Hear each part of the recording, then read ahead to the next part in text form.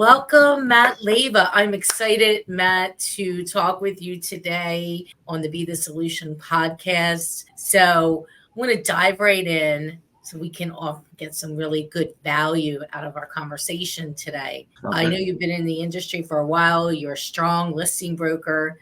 And we just talked a little bit behind the scenes about why you love being on the listing side and what makes you excited to get up every day. Yeah, thank you for having me on. I just love hustling. I'm a former athlete. I coached high school soccer for a long time. And I just think energy and drive is 90% of what we need to be successful. I'm a big believer in that 80-20 rule of, 20% of what you do as a real estate agent every day is what makes you money and makes you successful. So I've always enjoyed listing houses. I hate to say they're like little trophies for me, but they are in a way. Like it's being the person that sellers hire is a big deal. It's where I get a lot of my energy from. And perfect world, I'd be doing a listing appointment every day. So let's pause there for a second. I want to go back so that our listeners understand what you said. So 80-20, 20% of what we do makes us most of our money. So Let's talk about that. What is it that you do? How do you structure your day? So a real estate agent's job is there's a million things that we do, right? For clients to get transactions done. We know that the real estate agent, to stay successful and stay earning an income, needs to lead generate, follow up, and negotiate contracts. That's what you should be doing. Those are the things that make you money. Everything else, ordering signposts, photos, being at photo shoots, staging, none of that stuff makes you money. All of that can be hired out or leveraged to where your 30, 40 hours a week, whatever they are focused on things that are dollar productive and continuing to drive the business forward. And this is any business. This is not just real estate agents. Any business with leads will be successful. Without leads, will not, right? If you sell hot dogs, you need to have people to sell hot dogs to. And if you don't have people buying hot dogs, you better spend your time trying to find people to buy hot dogs from you. And so I've kind of lived with that since I started in this business. And we're how many years in? I started at the end of 2017, beginning of 18. So you're not that long. Long. Feels like not a lot. That long. How did you get into it? Like a lot of agents, part-time. Hey, maybe I'll do a deal or two, a little bit extra money for family. Maybe I can get a commission here or there. And after the first couple houses, I've never done drugs, but it could have been a drug. That's kind of how it felt. Like, oh, I can do this a lot. And I still remember I think it was the second check I got. It was still checks. They were still doing paper checks. I wasn't on auto deposit. And I think the year before I had made about $60,000 gross as a family. That's what we made as a family. And I got a check for $22,000 off of one property. And the check was shaking in my hand. And it was a moment where, again, it wasn't necessarily the number. It was this realization of, if I just do more of this, this is what I can do. This can be my daily thing. This can be my job. Now it's a lifestyle, and it's a big business that I'm building. It's not just a job anymore. So that's kind of how I started. So, okay, you started in 17, 18. So we're in first house I sold was like December of 2018 or 17. So we're 6 years in, and you started off and you're working as an independent agent on your own. Yep. What made you begin to start a team, and how did you decide to do that? And what does it look like today? So, my first year, I think I sold 11 homes. 2 of those were mine. I was able to help my wife and family and I move into a neighborhood that we wanted to be in. 2019 became more of, I think I sold about 30 homes that year, and I was individual agent. I had an assistant, and I made the right move in the beginning in that I hired an assistant to kind of be my everything, do everything. Well, again, all the stuff I shouldn't be doing, I wasn't doing it. I was paying her a salary, and that was good. And then it was probably a little bit later in that year when I was probably in that 20 to 30 range where I started thinking, well, I should add agents. And when you look at like the plan of building a team, it's not actually adding agents that early. It's adding more support staff to continue to leverage your own time out. But in my head, I think there was always a part of me that thought that any homes I sold were just pure luck. And at some point, the luck was going to run out. And so a good way. The imposter syndrome? Yeah, probably. I mean, again, for my entire career, I don't think I had ever made more than $60,000 in a year. So there was a reason for me to believe that whatever I was doing was just simply luck anyway, right? And it wasn't going to last. And I got through my company, through Keller Williams, they run this class called Bold, and I call it like boot camp for real estate agents. That's what I call it. And it's just a lot about mindset. And it's 8 weeks or 7 weeks, and it's really intense. And I was sitting in Bold, and I got asked a question, or they asked the whole group, like something about finances. And I remember sitting, it was like the beginning of February. I think there had been about 8 weeks during the year. And I started counting up. This was probably in 2019. I started counting the deals I had under contract, the listings I had signed already, and then the people that I was talking to that were going to do something. And I came up with what I already had done, produced that year, in those 8 weeks, with the people, the properties were under contract, the ones that were going to buy. It was $80,000 of gross income. And that was the 8th week of the year.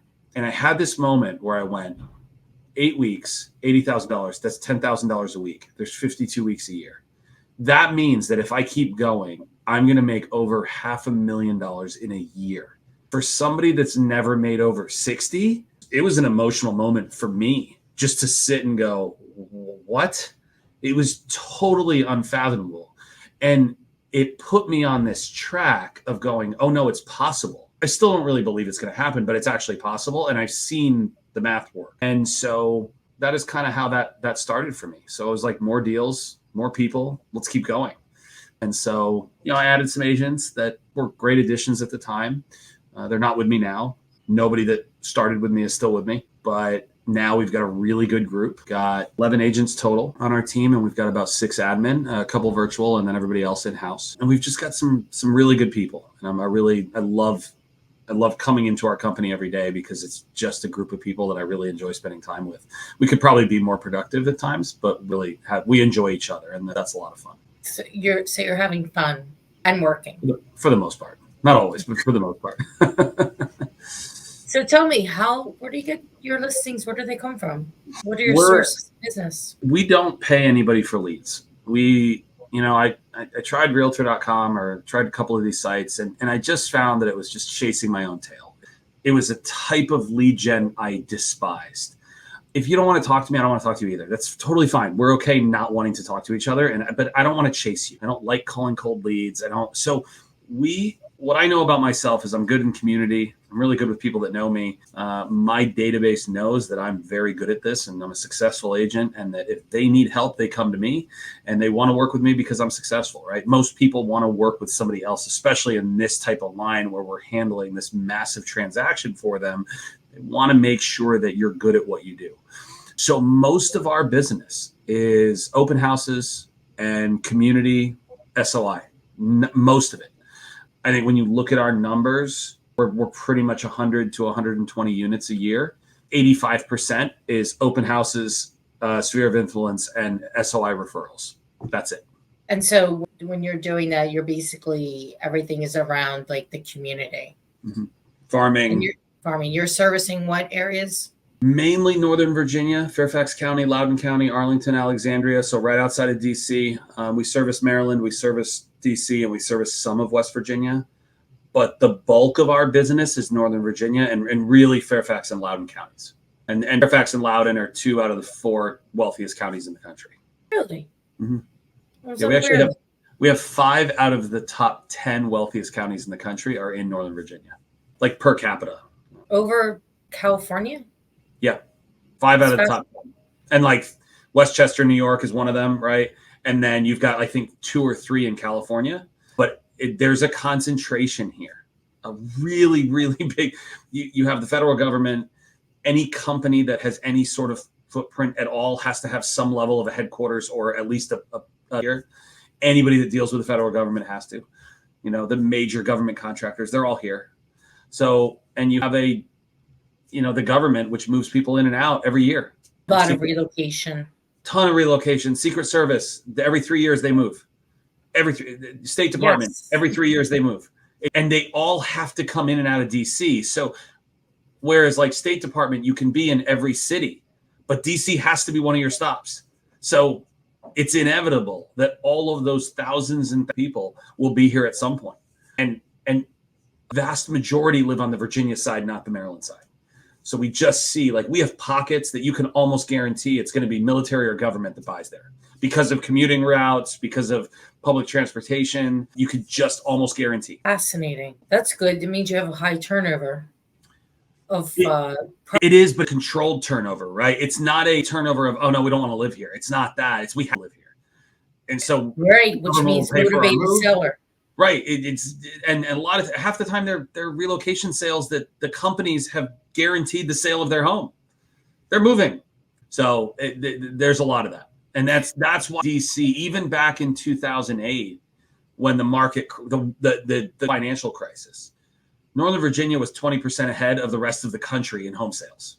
Just, the value held. Relocation of job, one of the top 3 reasons why people move. Yeah. And here it's almost a guarantee for a big chunk of people. Absolutely. So that's how we met. We met because your client was selling his house. Yep. And he was moving to right here, working in downtown Philadelphia. And he was 3 years. And he was 3 years, and he'll probably be here 3 years. Probably be there 3 years as well. So yeah, good stuff. Yeah. And we were introduced by a mutual friend, Jeff Quinn, he's been on the podcast as well. Yeah. Great guy, known him for almost 2 decades. Still race dirt bikes. Yeah, race dirt bikes, high energy, cause expireds, locks himself in the room. He's got an interesting market because he's very it's very small town. It's very second home. And what's interesting, Matt? A lot of people have made Ocean City their full-time residence since pandemic. Our shore house is just over the bridge next to Ocean City. It's a lovely place. I don't know if you've ever been there. I have not. And before pandemic, people there wasn't a lot of full-time people there.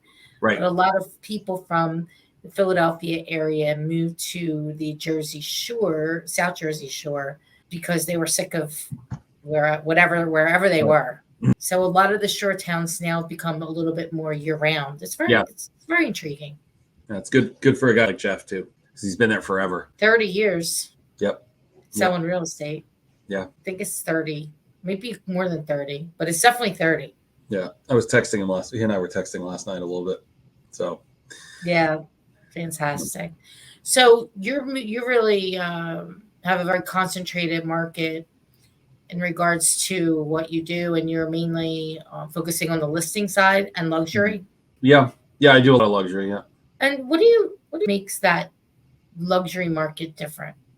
It's interesting because luxury, depending on where you are, is a whole different ballgame, and it's not really a price point. I talk a lot about luxury as an experience more than anything.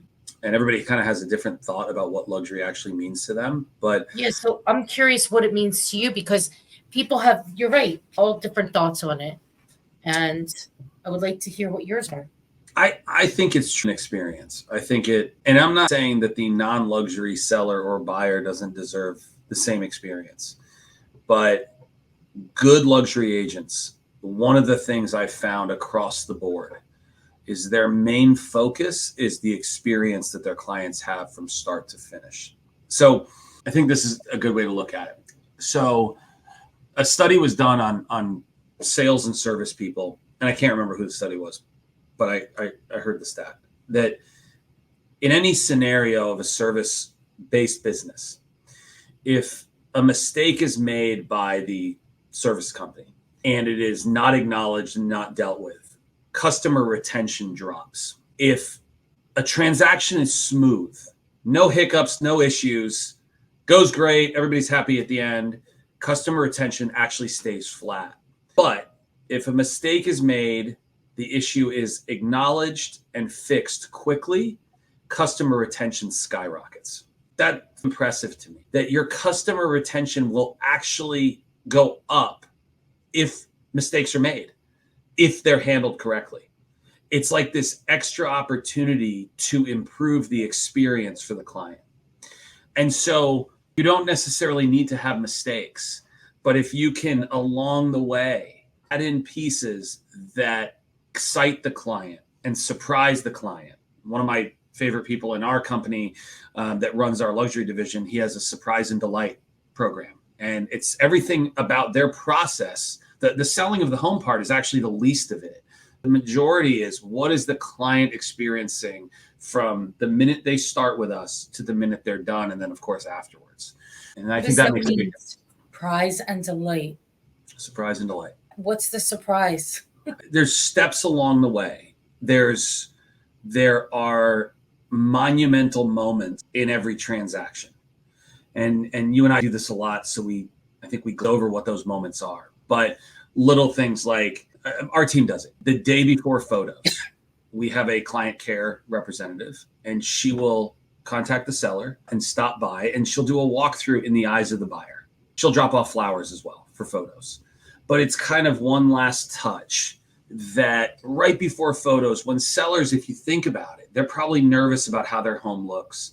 If they're at all meticulous, they're going to be worrying about everything they know about the home that they don't want people to see, or they don't want people to be obvious in photos, right? Every speck of molding that isn't perfect, they see it and they know about it.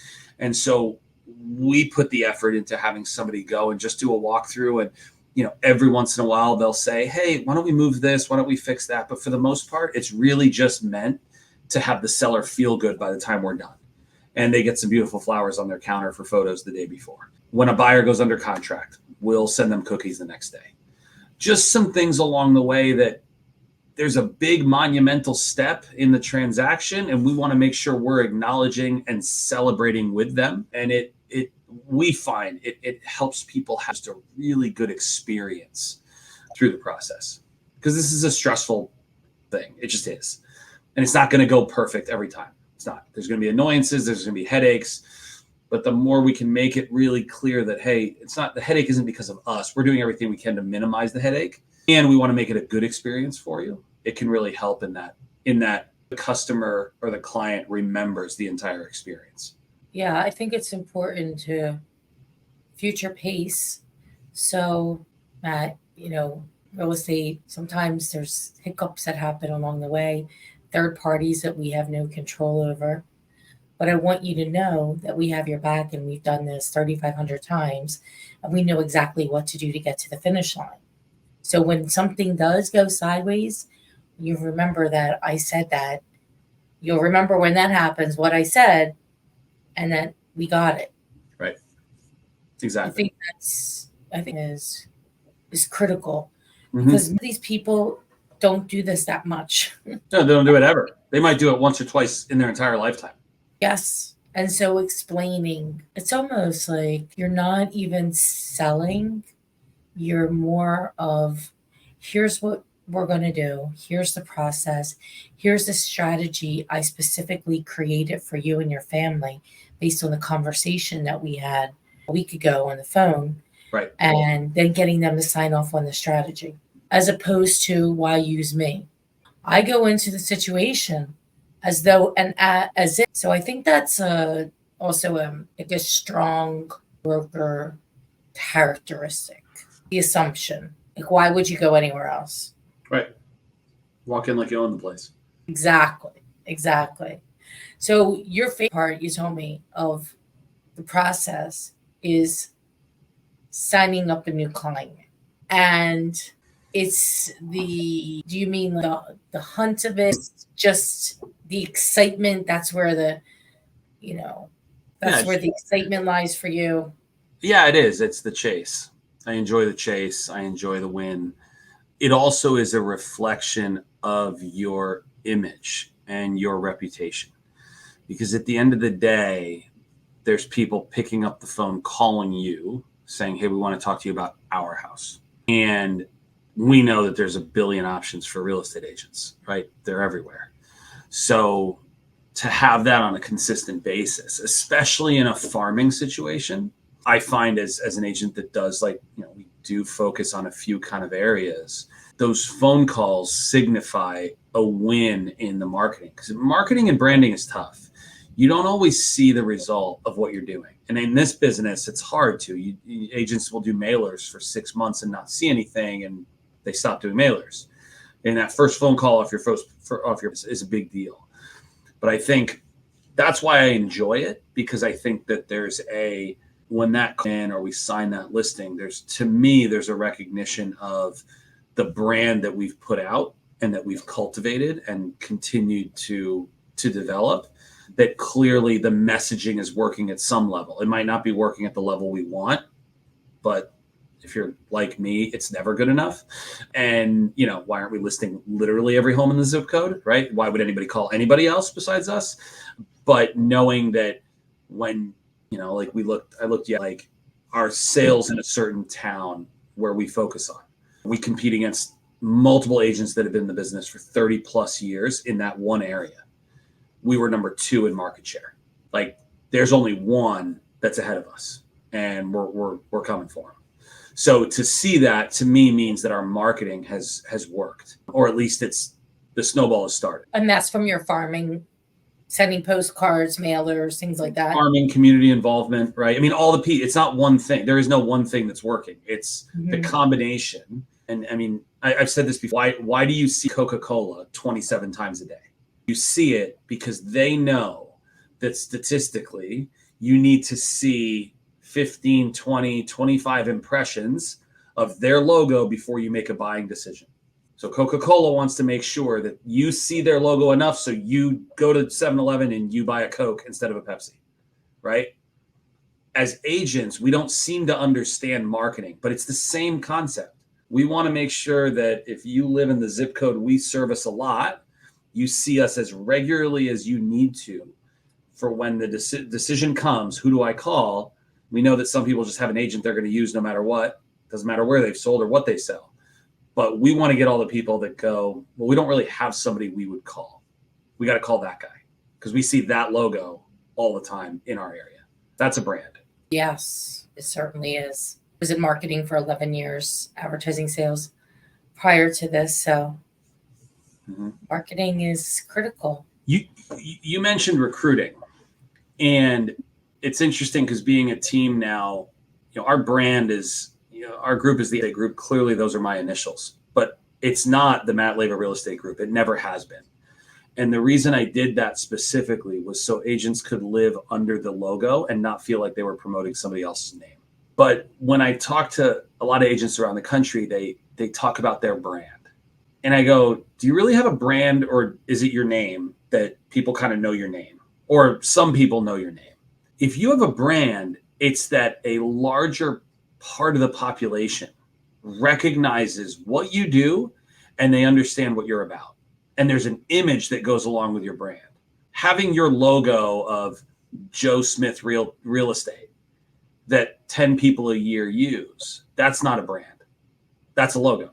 And there's logos everywhere, right? Coca-Cola is a brand. There's a lifestyle associated with it, all of that. I thought this was interesting. I was reading something the other day about, it was like emotion marketing, and how, for the most part, Coca-Cola, Red Bull, all these drinks, you never see a can of their drink. Their marketing is an experience. Every single thing. Red Bull, if you look at every Red Bull commercial, have you ever seen a can of Red Bull on any of them? No, you see people jumping out of planes, right? So their image and their brand is high flying, daredevil. Oh, and by the way, we're a drink that you're going to drink it when you're jumping out of a plane. Of course you are, because you're going to need 7 of them to jump out of the plane. That's my tangent for the day. Are you jumping out of a plane? No, never. And I also don't drink Red Bull. Oh, sorry. No, I don't drink Red Bull either. But it was a good analogy. Yeah, it's a good analogy. It's the idea of again, it goes back to, so our marketing is always, we're the new game in town. We push prices as high as possible for our sellers. We're super active in the community. We are the new cool brand. That's what we want to be. And we get the calls of the people that are sick of the old and tired. Well, there's that. And that happens, pretty much everywhere, right? Yeah. There's the old guard, and then the newer guard, or the middle guard, as people exit out of the industry as well, whether you're just tired of it or they're exiting out due to retirement. Sure. Not everybody wants to work till they're 90. Right. I was So I'm sure you have a lot of agents in your market that have been in the business a long time. And a lot, this is the time when a lot of people over the next, I'd say 5 years ish, 7 years, will be exiting out. Yeah, it's there's definitely some of that. We have a few agents that are exiting, and we're helping them with an exit plan. I'm actually going to be at our family reunion in Vegas next week, and then I'm going to be talking about that on a panel. Let me say this: that longevity and length of time in the business doesn't mean old and tired. There's an image that goes along with a brand, and the best brands that we know nationwide or worldwide have been around forever, but they just keep refreshing their image to stay current, And I just think as real estate agents, we lose a lot of that. We're so like the person as the realtor, you're the brand. But if you want to build a bigger business, it almost has to not be you anymore as a person. It has to be your company as a brand. And our goal is to do that as a sphere-based business so that it's a part of our organization takes on that same type of mentality. Awesome. Very good. So I have a couple questions for you. Favorite that you're reading right now, or that you have read that really inspired you? Atomic Habits. Atomic Habits, yes. It's a good book. And I'm not a reader. I was more of a reader, but I'm not a reader. Any podcasts? I really like the Millionaire Real Estate Agent podcast. It is Keller Williams based, but I think Jason just does an amazing job with it. And there's some really good stories on there. And so that's what I'm listening to now. Awesome. Matt, it was so great talking with you today. Fun times. Absolutely. Thank you for being the solution. And I'm sure you are bringing a lot of solutions to your organization, ML Real Estate Group, as well as your clients in the Northern Virginia marketplace. So if everybody can get in touch with you, how do they find you to refer you some business down there? So mlrehomes.com is our website. And I'm on Instagram at Agent Matt KW81. That's my handle. That would work. Awesome. Thank you, Matt. It was great speaking with you. Absolutely. You as well. Yeah. Have a great one. All right. You too.